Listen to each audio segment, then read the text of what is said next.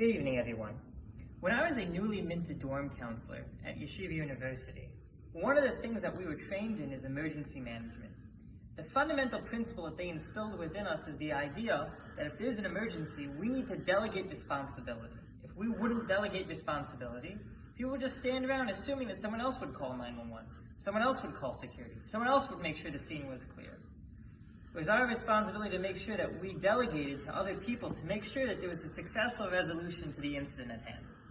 In Parshat Mikeitz, Yosef is called upon to interpret Paro's dreams. Yosef is taken out of prison, he's given a clean set of clothing, he's given a new haircut, and he responds to this charge, to this mandate. Any interpretation is from God. It has nothing to do with me. With that introduction, Yosef proceeds to interpret Paro's dreams. He tells Paro, the 7 good cows you saw, those are going to be 7 years of amazing bounty and plenty in the land of Egypt. You'll never have seen better years than that. But they're going to be followed by 7 bad cows, 7 years of terrible, back-breaking famine, the likes of which Egypt also will never have seen.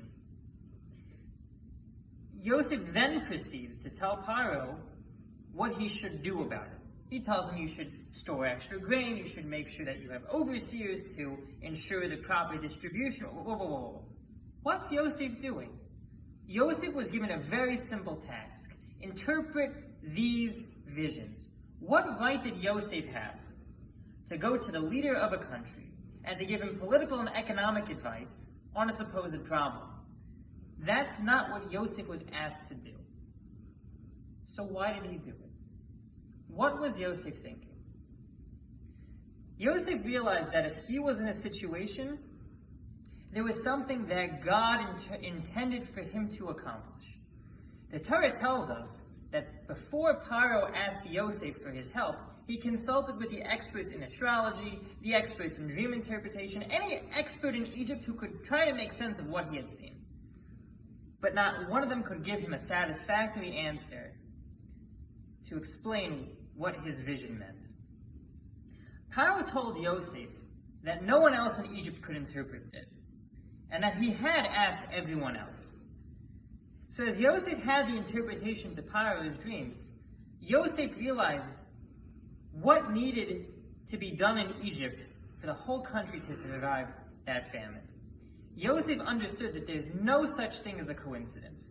If Yosef was involved with something, it was his ability and his responsibility to take advantage of the situation to make the most of the opportunity.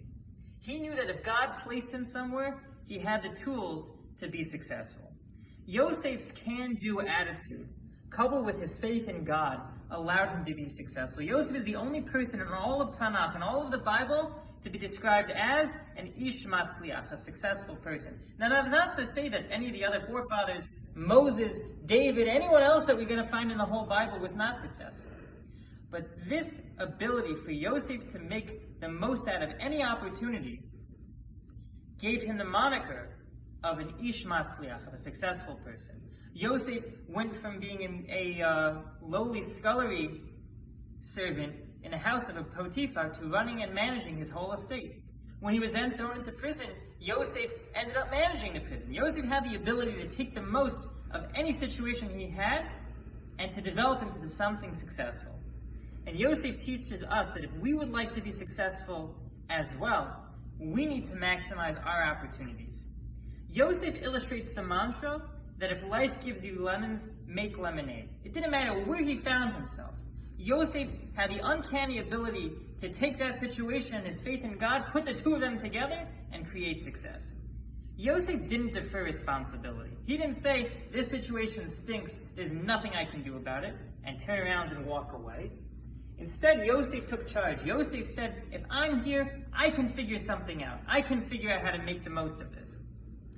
And Yosef did not ever wait for someone else to try to take something of an opportunity. He didn't wait for someone else to offer to set something else into motion, which we see over here. Paro then says, you know what? Where am I going to find someone else like Yosef? And Yosef finds himself in the second in command. But that would be all well and good if it was just related to economic and political matters. It would be a very useful lesson for us to know. It would be a great bit of business success that they should teach in Wharton and other famous business schools. But Yosef also gives us the paradigm for how to be successful spiritually.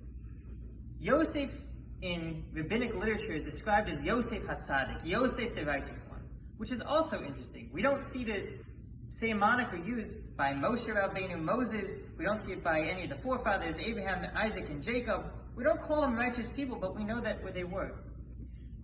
But Yosef, again, is given this particular moniker of being able to make the most out of any situation.